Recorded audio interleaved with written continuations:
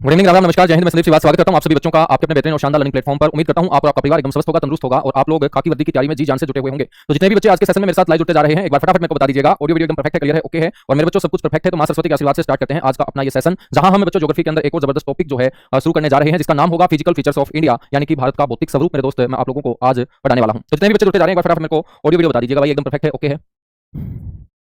Good evening good evening good evening good evening good evening Ram Ram नमस्कार जय हिंद राधे राधे।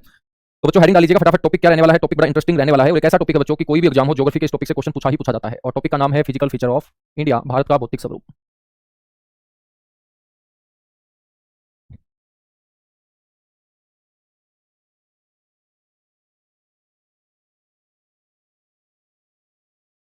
भारत का भौतिक स्वरूप यानी कि मेरे दोस्त physical feature of India.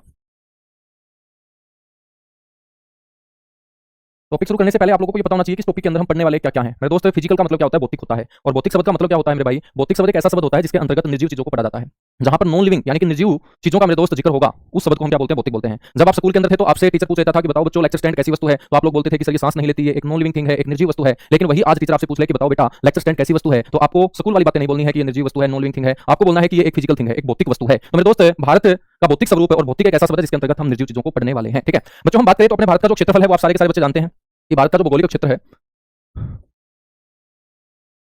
Bharat का जो भौगोलिक क्षेत्र है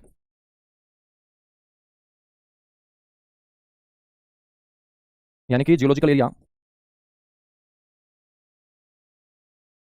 बच्चों इस भारत के भौगोलिक क्षेत्र के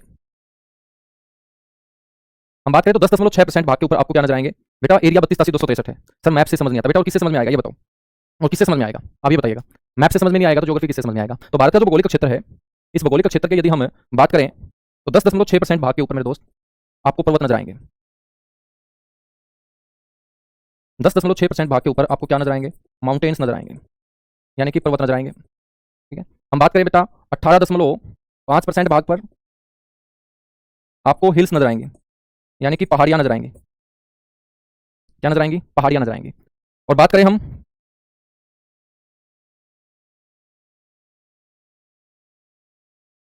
सर हमें आपसे ही समझना बेटा, मैं ही समझा रहा हूँ और कौन समझा रहा है?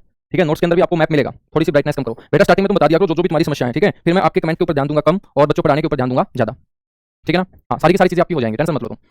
तो 10.6% भाग के ऊपर आपको पर्वत नजर आएंगे और 18.5% भाग के ऊपर आपको पहाड़ियां नजर आएंगी। बाकी बचा हुआ 27.7% भाग जो होगा मेरे दोस्त भौगोलिक क्षेत्र का, यहाँ पर आपको पठार नजर आएंगे, प्लेटू।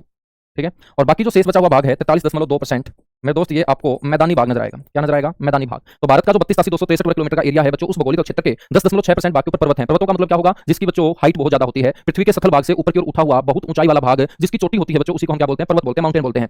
पर्वत का जो छोटा रूप होगा उसे हम क्या बोल देंगे? पहाड़ियां बोल देंगे। और बच्चों पृथ्वी के सतल भाग से ऊपर की ओर उठा हुआ एक ऐसा भाग जिसकी कोई चोटी नहीं होती है, ऊपर से वो फ्लैट होता है, समतल होता है बच्चों, उसे हम बोलते हैं पठार। क्या बोलते हैं? पठार। और 43.2% भाग जहां पर आप और हम बच्चों रहते हैं वो हमारा प्लेन एरिया है, मैदानी भाग है। ठीक है, हम बात करें तो भारत का जो भौतिक स्वरूप है उसको अच्छे तरीके से समझने के लिए मेरे दोस्त हम भारत के भौगोलिक क्षेत्र को 5 भागों में बांटेंगे। तो भारत का जो भौतिक स्वरूप है यदि हमें इसको अच्छे तरीके से जानना है, ठीक है, तो मेरे दोस्त इसको हम अपनी सुविधा अनुसार कितने भागों में बांटेंगे? 5 भागों में डिवाइड करेंगे। 5 भागों के अंदर इसको हम विभाजित करेंगे। जब हम पांचों के पांचों भाग पढ़ लेंगे, अच्छे से समझ लेंगे, तो मेरे दोस्त पूरा का पूरा भारत का भौतिक स्वरूप आप लोगों की आंखों के सामने होगा।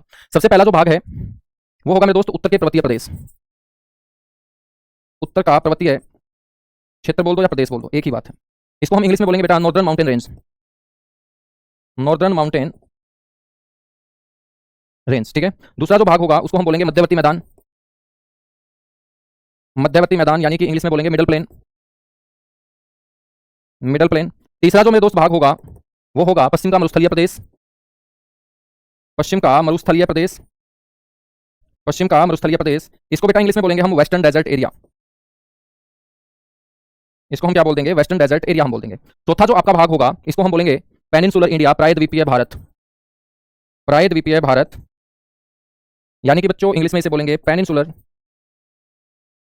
Peninsular India. ठीक है, और बेटा लास्ट में जो 5वां भाग होगा वो होगा आपका coastal plain and island group.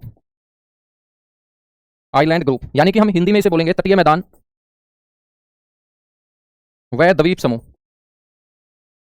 तटीय मैदान व द्वीप समूह हम बोलेंगे। तो बच्चों जब इन पांचों के पांचों भागों को हम अच्छे से पढ़ लेंगे, डिस्कस कर लेंगे, तो पूरे भारत का फिजिकल फीचर, भौतिक स्वरूप हमारी आंखों के सामने होगा। बच्चों यहां पर हम बात करें, यहां पर हम बात करें तो ये भारत की कौन सी दिशा है? उत्तर दिशा है मेरे दोस्त। उत्तर दिशा के अंदर आपको सबसे नीचे की ओर जो पर्वत नजर आएगा इसे हम बोलते हैं शिवालिक। क्या बोलते हैं? शिवालिक। शिवालिक रेंज तो आपने पढ़ी होगी, बिल्कुल पढ़ी है सर। शिवालिक श्रेणी जिसको हम आउटर हिमालय बोलते हैं।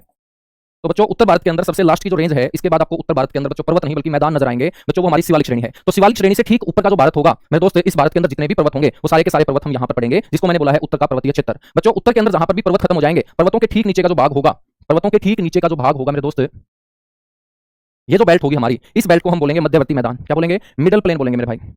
इसको हम बोलेंगे मध्यवर्ती मैदान, मध्यवर्ती मैदान, मिडल प्लेन बोलेंगे, ठीक है ना। तो जिन मैदानों में बैठ के आप लोग पढ़ रहे हो, यानी कि हम पंजाब का जिक्र कर रहे हैं, हरियाणा का जिक्र कर रहे हैं, उत्तर प्रदेश का जिक्र कर रहे हैं, बिहार का जिक्र कर रहे हैं मेरे दोस्त, पश्चिम बंगाल का जिक्र कर रहे हैं, झारखंड का जो ऊपरी क्षेत्र है उसका जिक्र कर रहे हैं, ये सारा का सारा जो क्षेत्र होगा बच्चों, ये हिमालय क्षेत्र से निकलने वाली नदियों के जल के द्वारा बहाकर लाई गई मिट्टी से बना होगा, और मिट्टी से बना हुआ एक समतल क्षेत्र बच्चों, उसी को हम क्या बोलते हैं? मैदान बोलते हैं। क्या बोलते हैं? मैदान, ठीक है। तो ये हमारा जो भाग होगा इसे हम बोलेंगे मध्यवर्ती मैदान। बच्चों मध्यवर्ती मैदान के बाद हम बात करेंगे पश्चिम का मरुस्थलीय प्रदेश। पश्चिम का मरुस्थलीय प्रदेश कौन सा होगा बच्चों? आप सभी को पता है मरुस्थल का मतलब होता है बंजर क्षेत्र, जहां कुछ नहीं होता। और भारत के पश्चिम के अंदर मैं गुजरात से शुरू कर दूं, गुजरात के ऊपर राजस्थान, राजस्थान के ऊपर पंजाब, और पंजाब के ठीक नीचे की तरफ हरियाणा। बच्चों ये जो बेल्ट है ना, इसी को हम बोलते हैं मरुस्थल। क्या बोलते हैं? मरुस्थल। और भारत का सबसे बड़ा मरुस्थल यही तो है, जिसका नाम आप पढ़ते हैं थार डेजर्ट। क्या पढ़ते हैं? थार डेजर्ट। तो बच्चों जो मरुस्थलीय क्षेत्र होगा, जिसको हमने बोला है पश्चिम का मरुस्थलीय प्रदेश मेरे दोस्त, उसको हम यहां पर पढ़ेंगे। आप लोगों के मौसम कैसा है भाई? मेरे हाथों में मौसम का आइडिया लग गया होगा ना। हाँ, बिजली की कड़काहट और गड़गड़ाहट, मतलब उसकी चमक तो आपको नहीं दिखी होगी, लेकिन उसकी आवाज आप लोगों को जरूर सुनी लगी मेरे दोस्त। तो यहां पर मौसम जो है ना वो बहुत जबरदस्त हो रखा है, ठीक है। बेटा इंग्लिश में बता तो रहा हूं। अब मेरे को आप एक बात बताओ, जितने भी बच्चे हैं, ये क्या लिख रखा है? ये उर्दू भाषा में है बेटा, ये इंग्लिश में तो है, एक एक शब्द इंग्लिश में लिख तो रहा हूं, और इंग्लिश का बिल्कुल ए टू जेड जो पॉइंट है वो लिखा हुआ आपको क्लास के बाद मिल तो रहा है। जो क्लास के बाद आपको मेरे दोस्त पीएनजी मिलती है उसको खोल के तुम देखा तो करो, ठीक है। सिर्फ तुम उंगलियों को थकाते रहते हो कमेंट कर करके।